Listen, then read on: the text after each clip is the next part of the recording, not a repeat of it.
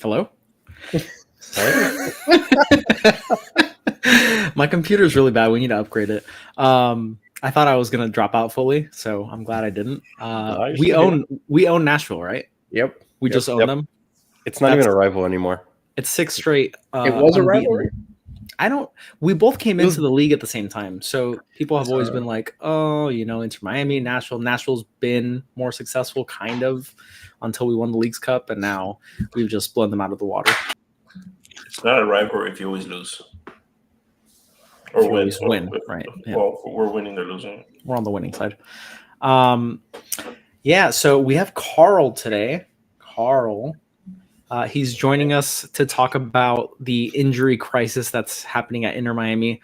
Before we jump into that, thank you guys for tuning into the Hair and Heads podcast. My name's Julio. I'm joined today by Carl, as I was saying, and then further that way is Dave, Chris, and Jose.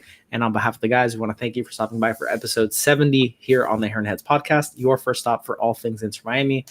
For those of you watching on YouTube live, thanks for stopping by. Make sure you hit the like and subscribe buttons if you're enjoying the show. And a huge shout out to our chief Hair and Heads, Matias, Chow, Abu Ava, and Mari V. Thank you so much for your continued generous support. And if you'd like to support us on Patreon or get some cool merch like this, be sure to check the description for all those links. And we also finally launched our Discord channel. Look at Carl repping the Hair and Heads merch. We finally launched our Discord server. So if you guys are interested in joining that, we had a lot of fun talking during the match and just sort of like throughout the couple days that it's been up and active. We've just been sort of chit-chatting and getting to know each other. So if you guys are interested in joining that community, please check out that link also in the description. And now that all that is out of the way, let's talk about the match. 3-1 Inter Miami. We beat Nashville after allowing the opening goal, so it was a really nice win. I thought tonight was a huge opportunity for the club to make a statement and get into this run of games in a positive first step. So how are you guys feeling? Man, it started off rough. We saw the first goal, and what minute was it? Like the second minute, if it was something like that. And you're like, oh, here we go again, because it feels like we always play from behind every single match. And Messi, that's all I can say. Messi quickly changed the narrative there. He did his thing. And after that first goal from Miami, it seems like we just completely took over. We never looked back. The second half, it looked like Nashville started getting some momentum a little bit, but it died down, and we just continued, rode off in the sunset, and we never looked back. So a few bad things happened. Gomez looks like he had a pretty bad injury. He was crying. They carried him out. Looked like maybe his ankle. Not sure yet. But yeah, overall it was a nice team win. The whole team played very, very well. Callender made a few nice saves. The defense was solid. They weren't great. They weren't horrible. They were just solid. We didn't see any of those ugly giveaways in our box, so that was definitely a positive. Toto had a very, very nice match. It seemed like he was making some really solid blocks and solid plays in defense. So overall, great win. It's even better that it's against Nashville that we like beating up on. I'm sure Jose will talk a little bit about his buddy Mukhtar in a little bit, but good match. Yeah, I felt great about it. Going into the match, we predicted a close game, but we said if Tata just let these guys unleash, it shouldn't be close, and we almost got that kind of result. If Messi's just a little bit more on, granted, I think I saw that he had a 9.8 SofaScore rating. If he was just a little bit more on, he could have easily had his hat trick, maybe even more. So this game could have been a lot worse for Nashville. So from that point of view, you feel really good about it. Other than that, it does hurt losing Gomez, and I want to point out Tarek who gave us a super chat. He says Messi's the GOAT. Sucks that we lost Gomez. Sucks that we went so defensive. Great that we won 3 points in the bag. That's what he learned today. I agree. That's basically it. You summed up. I think you pretty much summed up what I said here. So yeah, thanks, Tarek. You basically you nailed it for me. Can't get this guy day to do anything on his own. Getting all the answers sent to him. So that Carl's not just sitting here and just hanging out. Just super quick intro. Carl sent me his background because I didn't want to say anything incorrect. But Carl is a physician's assistant who works at an orthopedic sports medicine clinic or office in Miami, Florida. And he's a good friend of ours. He is my brother-in-law. So happy to have Carl on the show. We've had just like every single match, basically an injury. And we've talked about having someone on that can sort of talk about maybe why, or just to explain a little bit better why this team seems so afflicted by injuries. A lot of people point to the preseason that was like a world tour. There was very little time in between matches, and they were traveling thousands of miles, playing a match every like 3 days. So no real time for like rest and recovery. And I think that's where I'd like to start is what sort of role does rest and recovery play in sort of curbing the frequency of these soft tissue injuries? Because we've seen a lot of like hamstring injuries. I think we have someone out due to a calf injury, like a calf strain. Tonight's injury seemed more like an ankle, which was just sort of he just like rolled it over some other player as he made the tackle. But it seems like we have a lot of soft tissue injuries. So what sort of role does rest and recovery play in curbing the frequency of those? First off, what's up, boys? Glad to be here. Thanks for having me on the podcast. A long-time listener, first-time talker. But anyways, to answer your question more specifically about soft tissue injuries, that's prevalent in most of the sports out there, sports medicine, particularly soccer. You see it for a variety of reasons. You see it, like you said, in the hamstring and the calf. You see it also in the quadricep. There's abdominal muscles in the your abdominal region, like your abdominal muscles for the obliques. They always talk about, and so this happens for there's a long list of injuries that are equated to inadequate warm up, increased volume, muscle fatigue. It could be just from previous injury they had in the past. Sometimes there are some imbalance between muscles in your body. Your body is like a kinetic chain where everything's connected. If one piece of that kinetic chain is too tight, too loose, fatigued, it can have bad effects down the road with other types of when you're in a dynamic, explosive exercise such as soccer. That those injuries can occur. It can also be just due to bad mechanics. Also, it can be due to being put onto you by an opponent, trying to do things to avoid injury, doing in a movement you're not quite used to. So a lot of those factors are probably like you talked about with the spring training, the beginning of the season. They were going around playing a lot of games, a lot of travel. I'm sure that a lot of these factors like the fatigue and the increased training volume all correlate to these increased soft tissue injuries.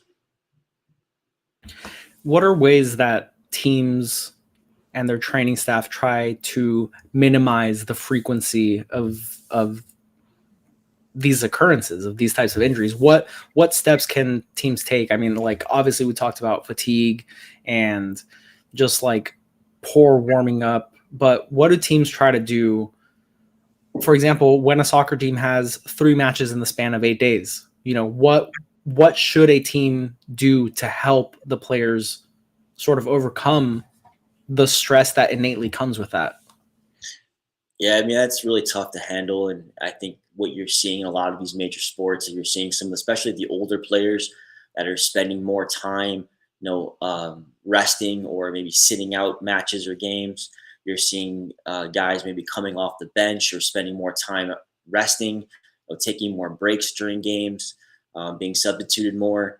And I think those are some of the easy things that teams can do outside of really focusing on the recovery, especially if someone has something that is bothering them. You don't want to try and put that athlete back out into competition to take something that is minor and make it more significant. because you could have a minor, say, hamstring strain where it could sideline you for 1 or 2 weeks. You rush that athlete back too quickly.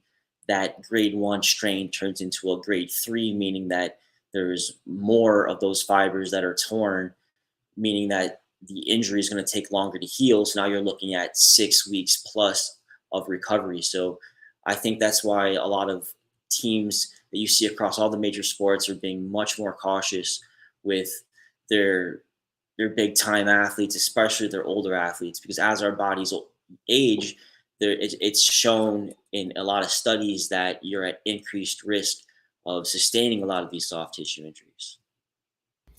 And it's funny. I just want to add one thing. It's funny you mentioned the whole subbing situation, because a couple matches ago in the CONCACAF Champions Cup, yeah, I already saw this going. We're really blaming Tata because he did not sub anyone all match, and on top of that, we were getting blown out. I mean, we were losing. I forgot what the score was. It was 3-0 at the time. 3-0 at the time, plus the aggregate. 5-9. Exactly. 5-0. So there's no point in having anyone in there anymore. And he continued to keep all the starters in there. And I believe Gomez was in that game as well. He got injured today. So it's interesting you say that, because it was a big thing that everybody, not just us, everybody in the comments, on the socials, everyone was just bashing Tata for not subbing anyone in. So it's interesting, you know. Definitely. So as far as I think I know the answer to this, but we have a lot of older players on our team.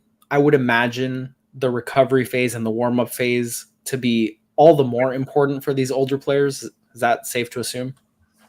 Absolutely. I think warm-up is crucial. And I think a lot of your older players that have been in the game long enough know what they need to do for their body in order to play in their sport at the level they need to play. So I think that they probably typically have, a pretty solidified routine. And when you start changing the schedule, I know you mentioned that you had a period of time where so many games were crammed into such a small amount of time. Maybe that routine gets modified a touch. And so they're taking shortcuts to try and get themselves back, to play in that next game. And that could lead yourself into potential injury.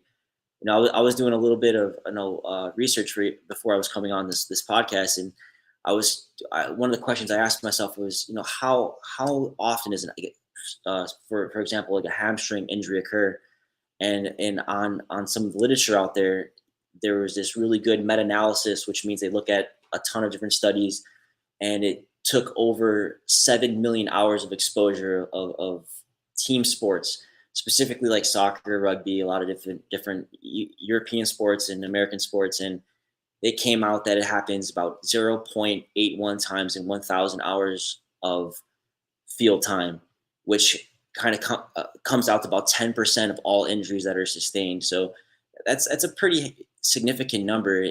So it's not unusual that you're going to have it happen. It sucks when it happens so often to maybe some of the guys that are on your team that you're rooting for. Yeah. I think someone in our group chat sent, I'm just going to read through the list of injuries that we have. So right now we have this is not counting Diego Gomez, who was hurt today. We have 1, 2, 3, 4, 5, 6, 7 players injured right now. Let's see. We have Robert Taylor out due to a hamstring, Campana for what's stated as a leg injury. But I believe that one was muscular, if I remember when he went down. I think he was just non-contact, just sort of like felt something tight and then just went down. Although it wasn't a knee. I want to make that clarification. We have Christoph out due to a hamstring. Solari, who I don't think we've seen in forever. We have Robinson, who's out due to a calf injury. And then we have Frey, who's making his way back from an ACL injury. Farias has an ACL injury. And not even on this list is Redondo, who has a MCL injury. And now Gomez out with an ankle. So it's a long list. And I think the last 3 or 4 matches we've lost someone. I think it started with Robert Taylor, then we lost Campana, then we lost Alba, and now we lost Gomez. And it's been 4 successive matches, basically since that CONCACAF Cup where we were down 3-0. the manager doesn't sub anyone out. The very next match we lose Alba, then we lose Gomez tonight. So really, LCL, sorry, LCL, not MCL for I don't know. Yeah, so I find it so fascinating. Well, I guess not fascinating. I find it really sucky that all our team players get injured. But I find it interesting that so many happen to our team. I feel like while every team deals with injuries, it seems right now that like we have that bug. So it must be in the water, Well, Jimmy Butler, can maybe add something to that. You think that when you start having injuries to some of your players, that means some of your other players got to start playing more.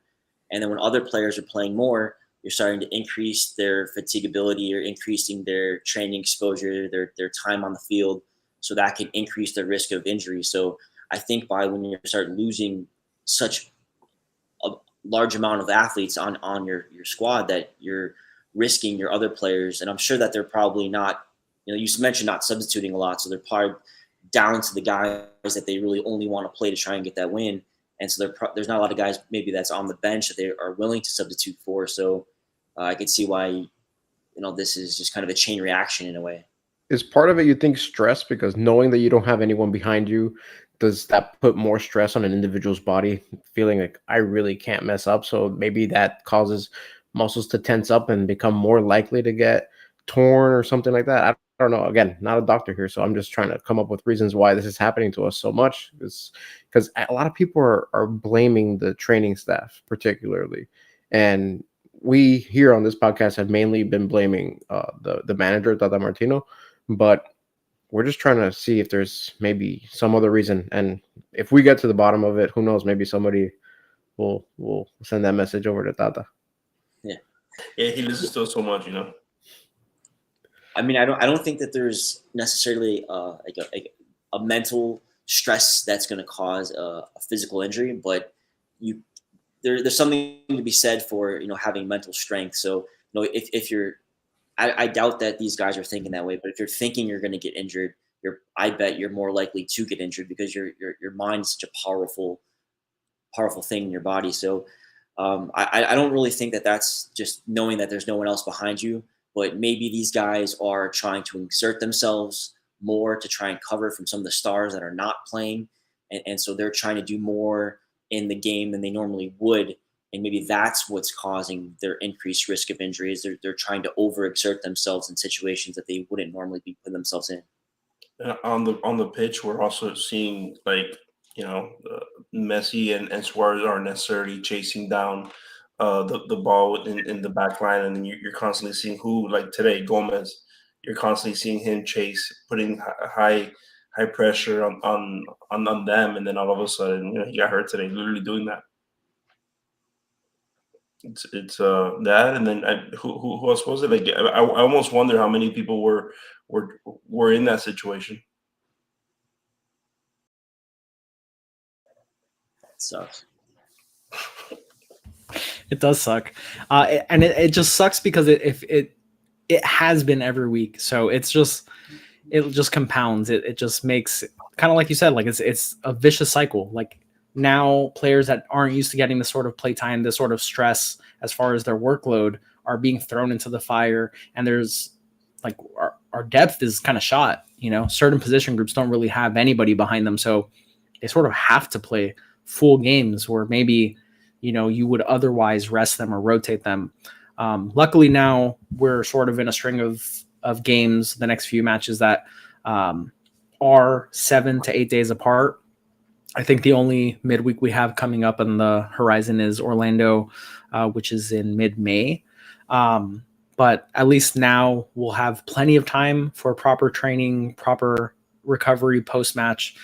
So hopefully we will stop seeing these injuries so frequently. You guys have any other questions or comments for Carl, including anybody in the chat? I think everybody was talking about Gomez today. He had I don't know if you saw it, Carl. He had like an ankle injury. It seems that's what it was on a slide or something like that.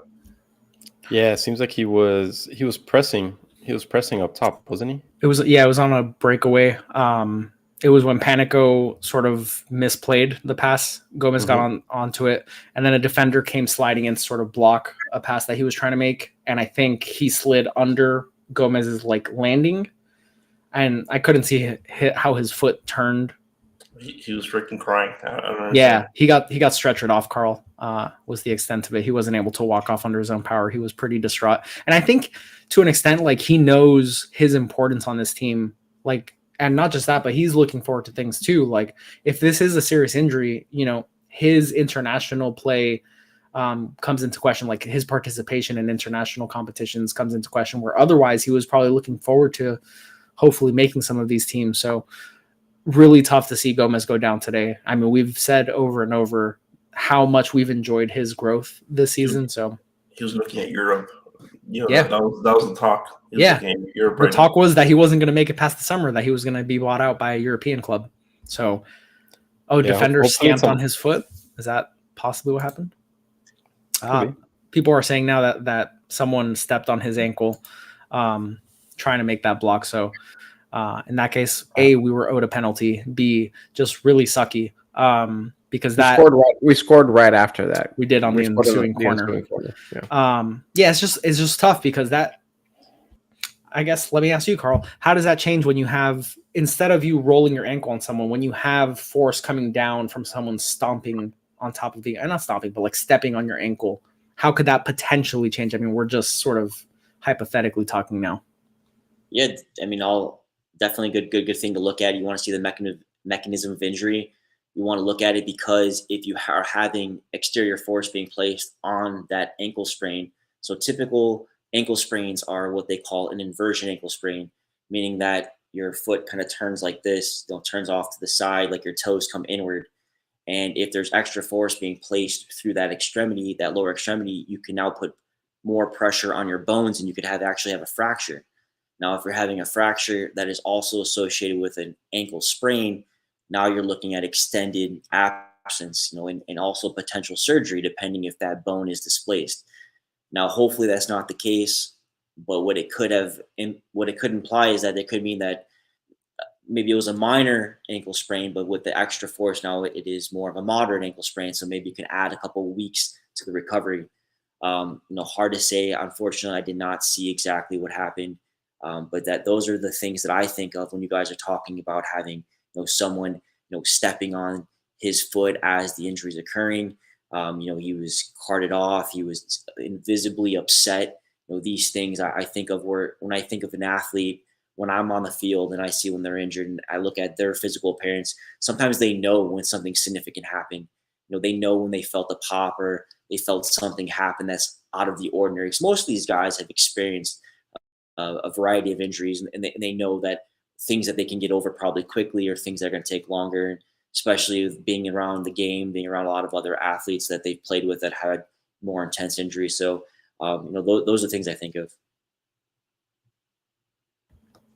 Well, that was definitely way more insightful than any of the four of us would have otherwise brought. So, wait up. I was gonna say the same thing. Okay, so don't think Carl's all that great. I would have said the same thing. No, you're just saying that because I said it.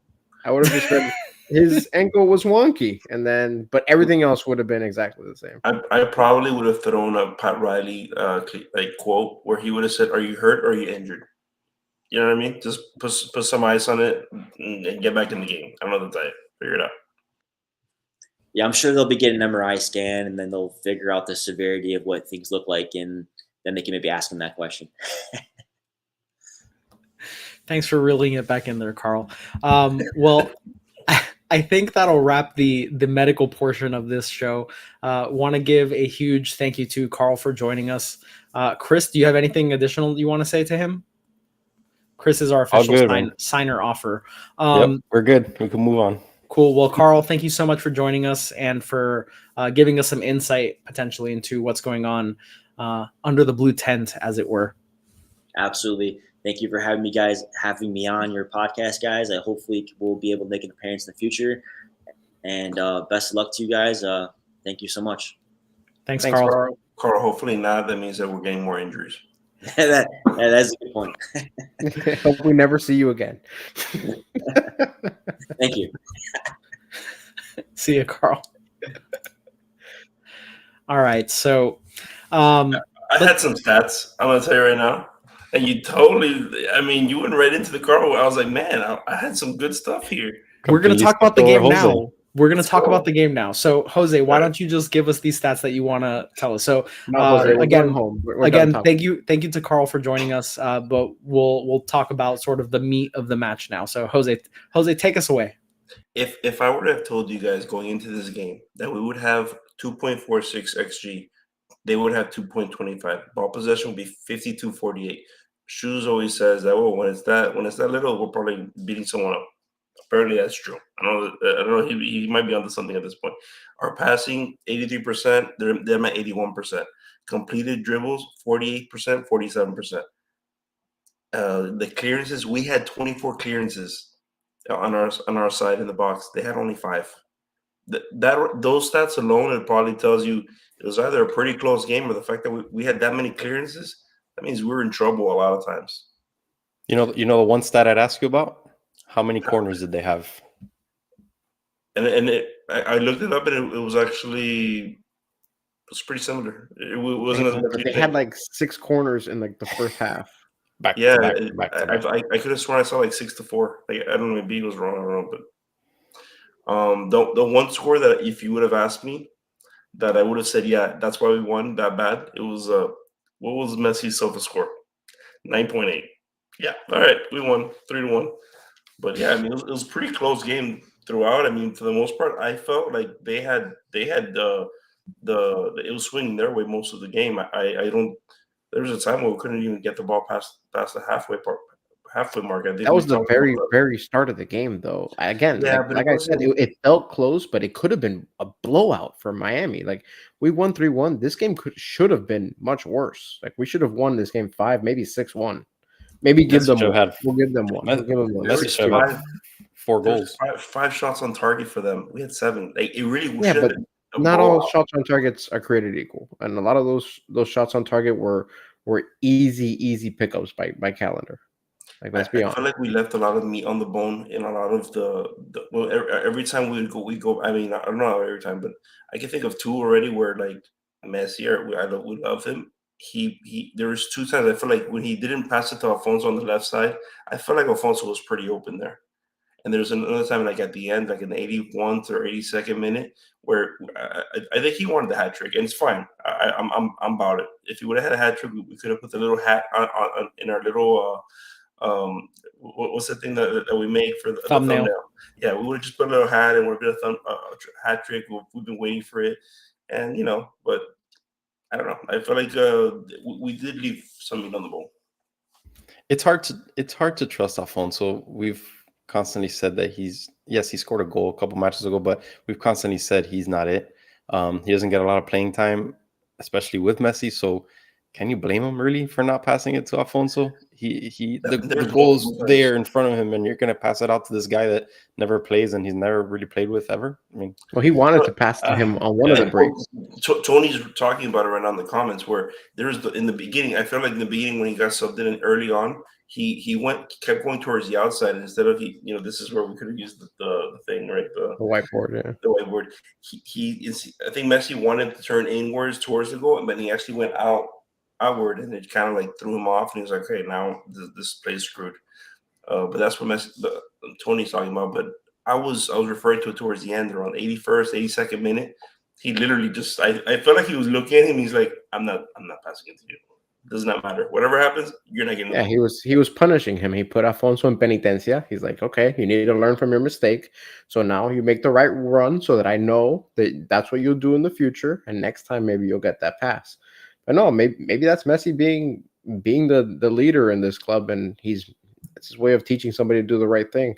And he won't make that pass until he knows that his players are making the correct run. So I'm not too upset about Messi not passing it to him there. We've seen Messi make the best pass over and over and over and over. So I'm not concerned about Messi being a ball hog or anything like that. I mean, Messi's allowed to have the ball as much as he wants, and he always tends to make the right decision. And again, he was kind of off on 2 shots. On 2 shots today, he could have drained it and was just a little bit off on those. So I'm not too concerned. The most concerning thing about today is what we were talking about extensively with Carl, was the fact that we lost Gomez, and we're going to see, I think they said Rojas, they'll announce him either tomorrow or Monday.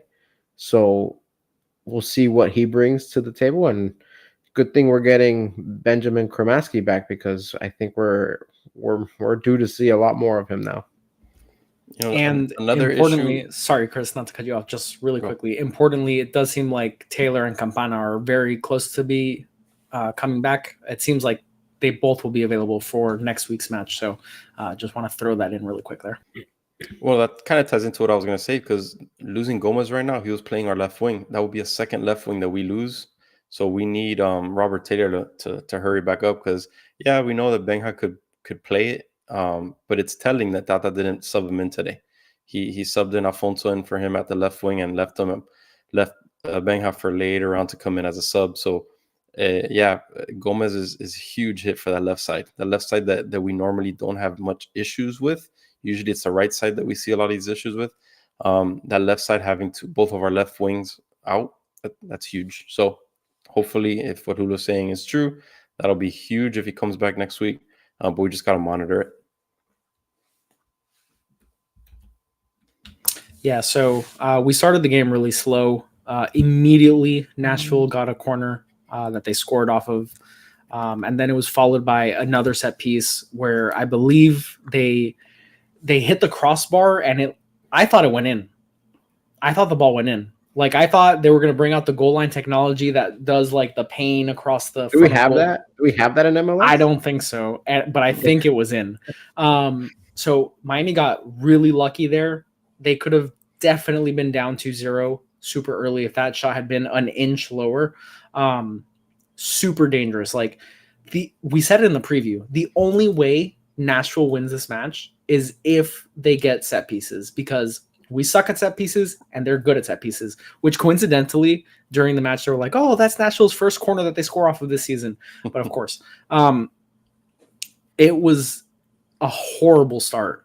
And to Jose's point, our first goal kind of came like against the run of play. Like, it sort of was just out of nowhere. Like, we didn't really have we didn't build momentum towards this goal. It was just like, boom, all of a sudden we catch a little bit of a break and bang, goal.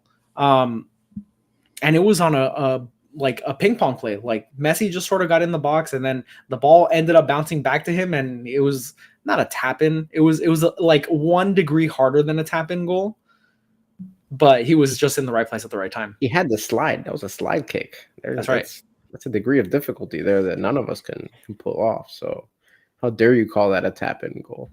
I said it was 1 degree higher than the tap-in goal. We all know you're the Messi hater of the four of us. I mean, I give it a couple degrees. David, I keep watching him. I knew what you're doing, David. We all know what you're doing. You hate Messi. Get over it. That's it. Unbelievable.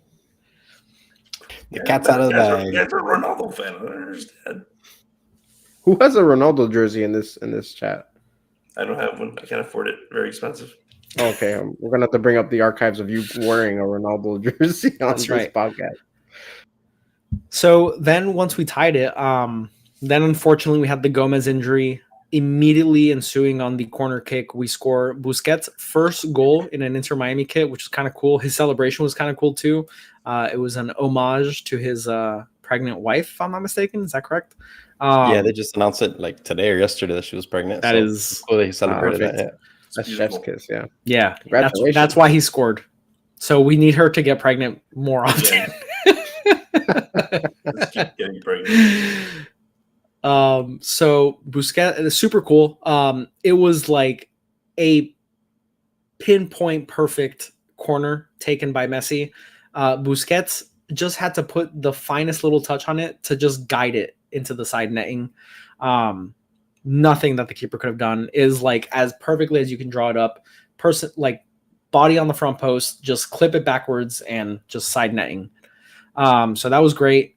And then it got kind of nervy. Like we came out second half, we had some good chances for sure.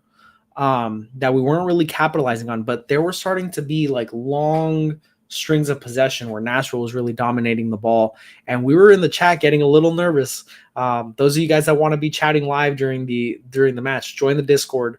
But we were getting a little nervous saying, you know, we really need to get another goal because it seems like Nashville are getting some chances here. And I was getting really tight. Like I was just like, something bad's going to happen because we can't get the ball in our half. And Inter Miami's posture was very defensive. It was like we were sitting in the low block. We had Suarez and Messi isolated on the top. And it was just like, this is how we're going to try to see out the game with 25 minutes to go. And Inter Miami is not built for that. And the Gomez injury didn't help with that either, because he's a guy who we constantly say he's the one who constantly pushes up in the attack. He pushes the ball up, and him not being there, that was a huge blow. And that's probably why they went a little more defensive.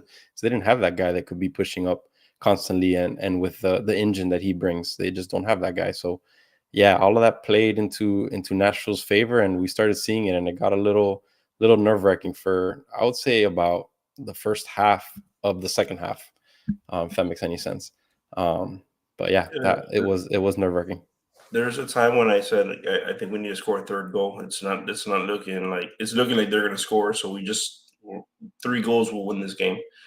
But Shoes asked who was the player of the game. Messi was the player of the game. He had 9.8. Like I said, SofaScore before, and he had 1.8 xG, which is pretty good on two goals and 1 assist.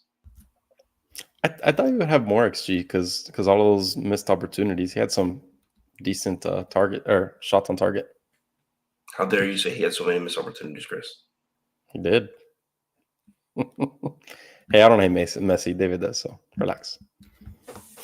So then finally, after a few spells of possession from Nashville, Afonso actually gets between himself and a defender and earns a penalty.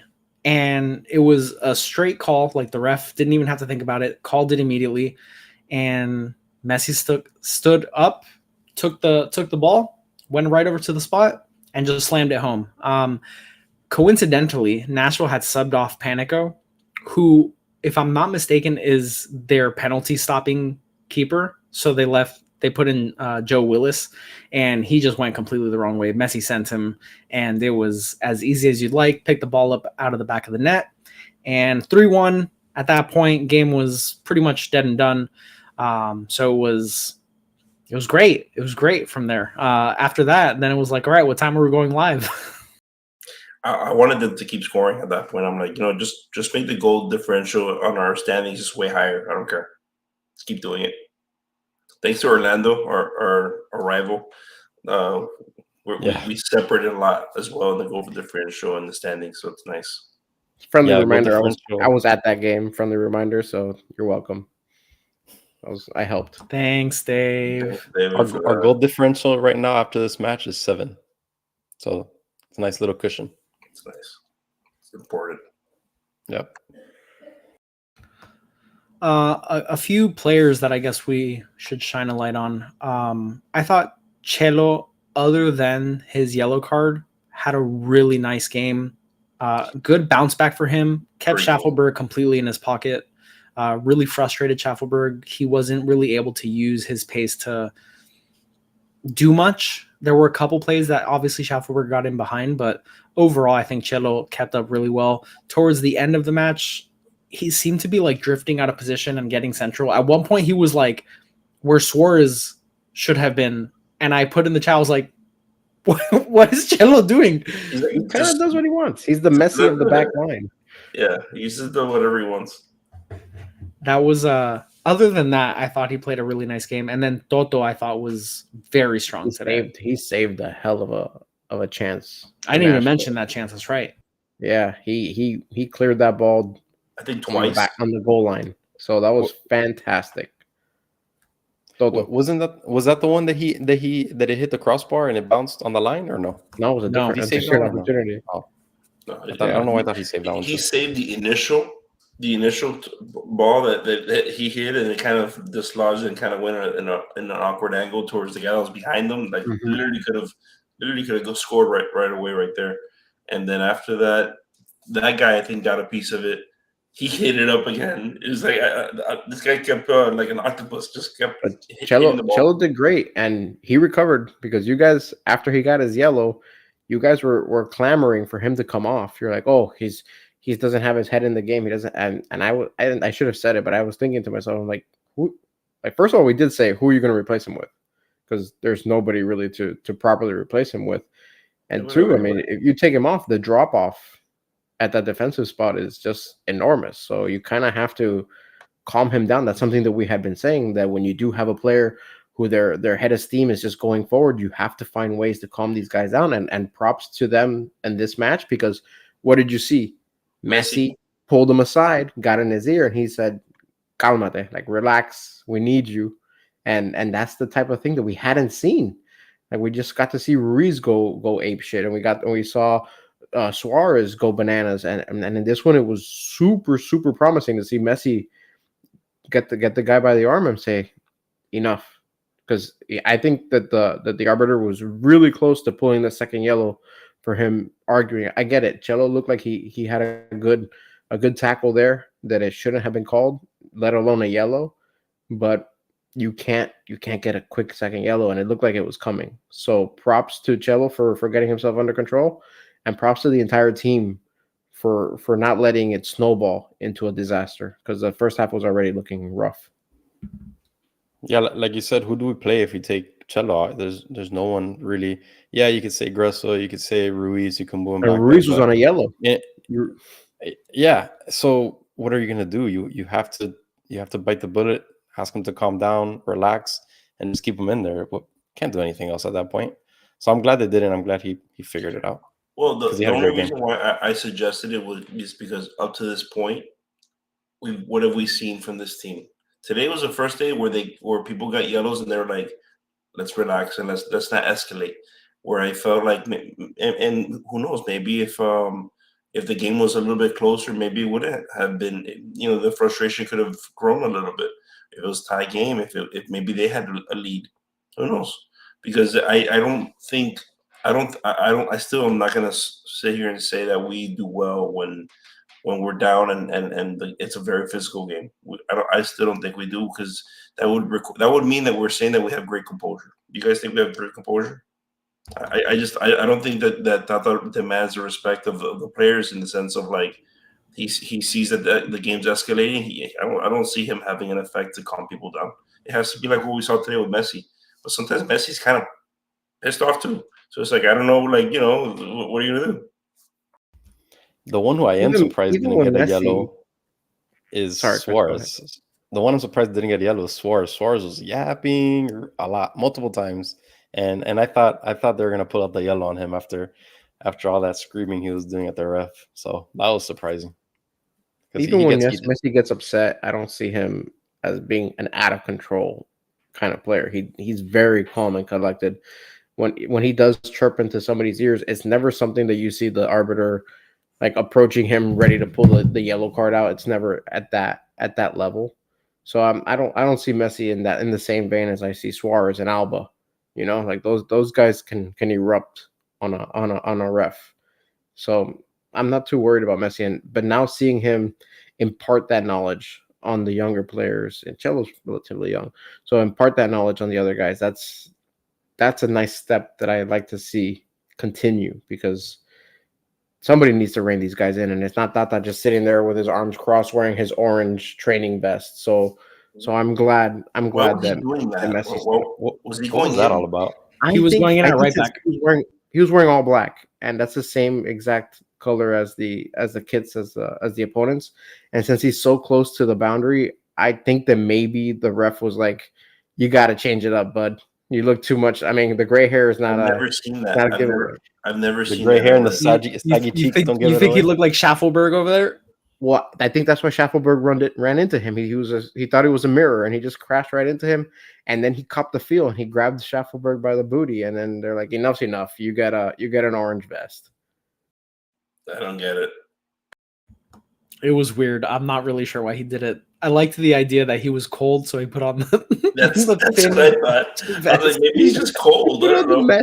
the mesh vest. Oh, now I'm Mesh toasty. vest. It's like, I don't know how this works. Put another layer on, you know.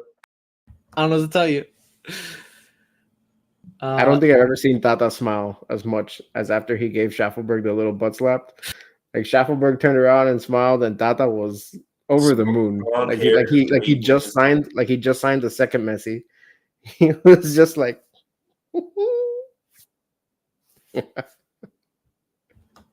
So, Chris, I'm not going to put you on the spot, but if you could look up the table as it stands, the live table and the live scores. Already did, baby. Look at Already that. did. Then I am Yeah, putting you on the so- spot. How are we looking? Yeah, so we're looking good right now. We're still all the way alone at first. Next closest is Red Bulls, who play tonight at 10:30. So it's a huge game. We're 3 points ahead of Red Bulls right now.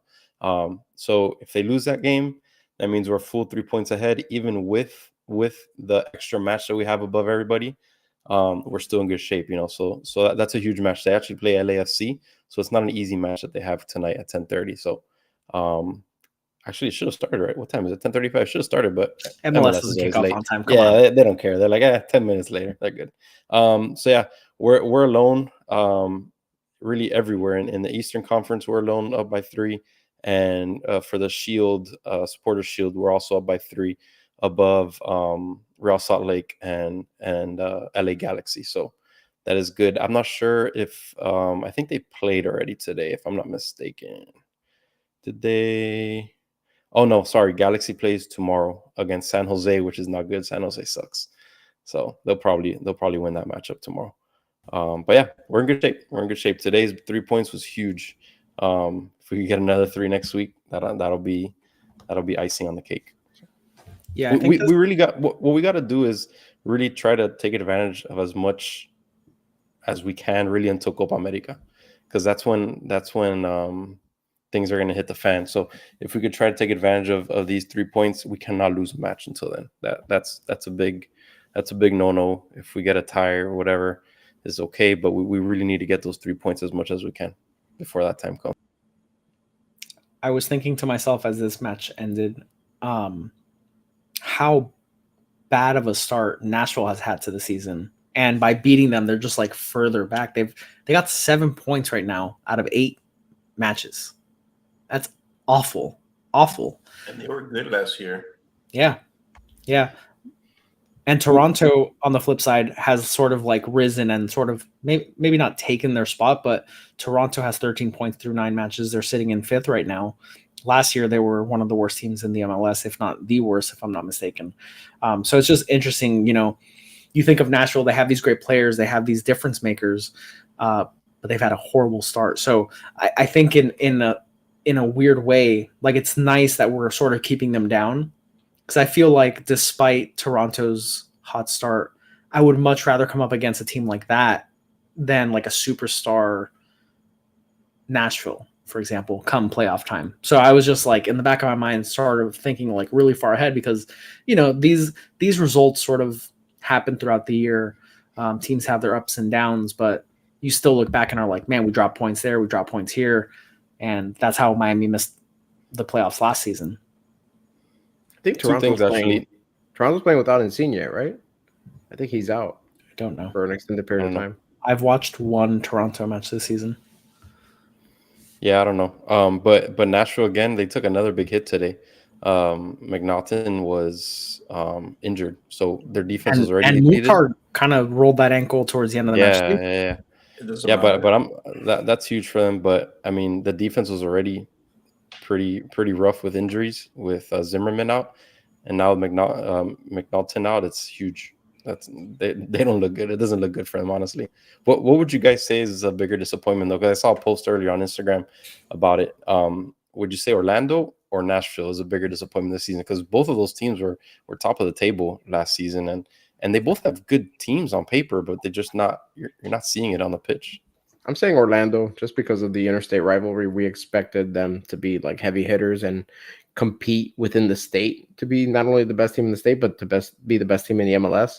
So I expected it. And then you have the little added factor of Lodeiro being rumored to come here, and then he ended up going to Orlando. So I think that them just completely like flaming out is a bigger deal than Nashville, even though Nashville, again, they were one of the better teams last year, so you kind of expected it. But and they still have I'm Mukhtar, personally saying Orlando. And they still have Mukhtar, right? So it's like it's kind of weird. You know, you have they kind of have a lot of the same players that they had success with last year. So it's kind of strange. Yeah, I think it just goes back to the injuries for Nashville, though. They've been decimated Exactly. this season. Nashville has a lot of injuries to their major players like Zimmerman, and Hani Mukhtar hasn't really been healthy most of the season, anyways. But is Orlando decimated with injuries, or they're just not gelling? They're just not gelling. Yeah, they've had some late defeats. I remember the Minnesota game; they lost at the very very end, like 6+ minutes into extra time. They had a couple results that were like they felt either last minute or they sort of allowed teams back into matches that they had, a lead in. Yeah, Orlando. All the pundits preseason were saying that Orlando, was a top team in the East, the top team in the league, given some of the additions that they had made in the offseason. So, yeah, I kind of agree with Dave. I think Orlando is a bigger disappointment, given the status that they were being given heading into the season. I think Nashville, everyone looked at as a good team, and they obviously have been underperforming, but Orlando, they were saying, was like part of that cream of the crop. It's a great stat. Can you read it for our audio listeners, Jose? Jose, I got a stat for you from one of our longtime listeners, long time shoes. Jose, I got a stat for you. Calendar hasn't had a clean sheet since March 2nd, almost 2 months. I don't know what to tell you. Agreed. I don't know what to tell you, Chris. Do you think Calendar's at fault for today's goal, which was an own goal, by the way? Nashville didn't technically score a goal. No. Okay, so then he didn't allow, he didn't allow a goal that he could have saved. He didn't not save it. Correct. I'm just he had a couple nice saves too. He had a shot that you even commented that was much closer than I thought, and Calendar had a nice save. I feel this kind of coincides also with the defense, right? Like everyone looks at the defense allowing a goal in the first minute and they're like, the defense sucks. It was an own freaking goal. And it was a bad bounce. Listen, they are awful at set piece defense. Do not hear what I'm not saying. They are awful. Whatever. They're bad at set piece defense. Don't act like I'm saying that they're good or passable. They're awful at it. If we allow set piece, I'm nervous. It doesn't matter if it's a corner, if it's a set piece from midfield, it doesn't matter. But they get a bad rap from a couple bad mistakes a game that sometimes are the midfield's fault, and from silly goals like this that are like an own goal, or just something like Drake doing something stupid like he did against Monterrey, and it's not necessarily the defense's fault. It's something that's out of their control. It's like when we're playing clubs and the AI just does whatever they want and then they just score. I think the defense gets a bad rap, and I thought the defense was pretty good today. For the most part. I think part of the reason why it felt like we were struggling so much at the very start of this game is because the defense was legitimately awful to start this game. They couldn't make passes. They were turning the ball over. That's why we had no possession. We couldn't get the ball to midfield. And it was because the defense has issues. They were able to turn it around. I get that.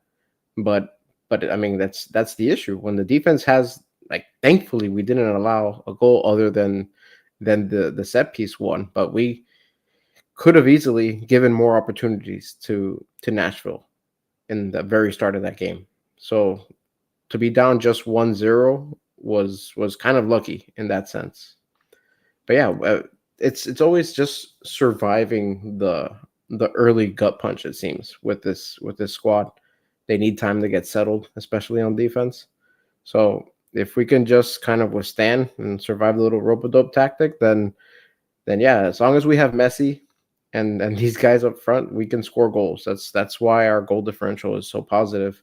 So this team scores goals. I'd be surprised if we don't. If we, I don't know. I think we might be able to break the record for most goals scored for an MLS club in a season, just because we're constantly putting the ball in the back of the net. We're rarely ever clean sheeted. So it'll be interesting to see how we end the season there. What's It's a the long way record? to go. I don't know. I'm just completely throwing poop at the wall to see if it sticks. Depends how many times we play Orlando City. Yeah. Hey, Yeah, I think. Messi. Go ahead. You got it? No. I was gonna say Messi is he leading the pack for Yeah. Golden Boot? Yeah, and he's gonna Oh, win Golden Boot and MLS MVP.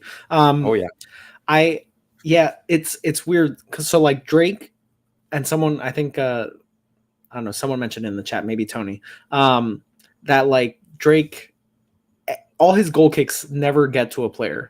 Like they've never seen it get to a player, and it's so true. Drake is a very good shot stopper. He is awful with his he's not technical. Like he doesn't have technical ability with his feet. He's not a good passer of the ball. We saw that in a most spectacular way against Monterrey.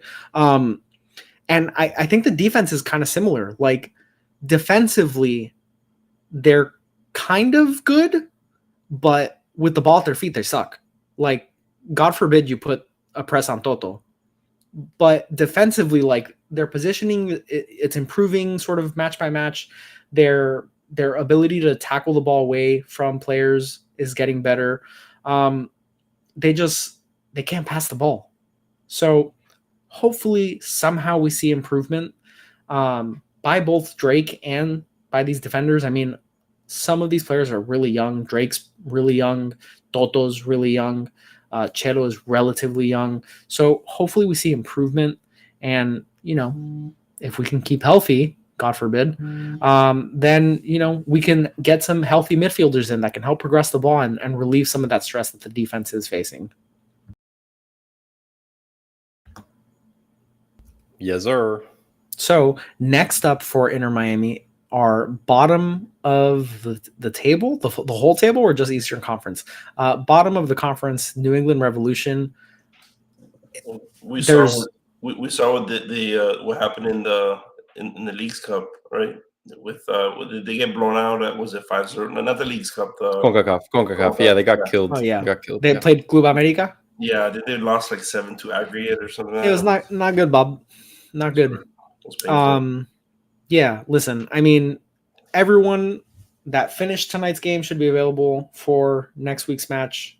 Hopefully we'll get some playtime for Robert Taylor and maybe Campana, or at least just have them available, right?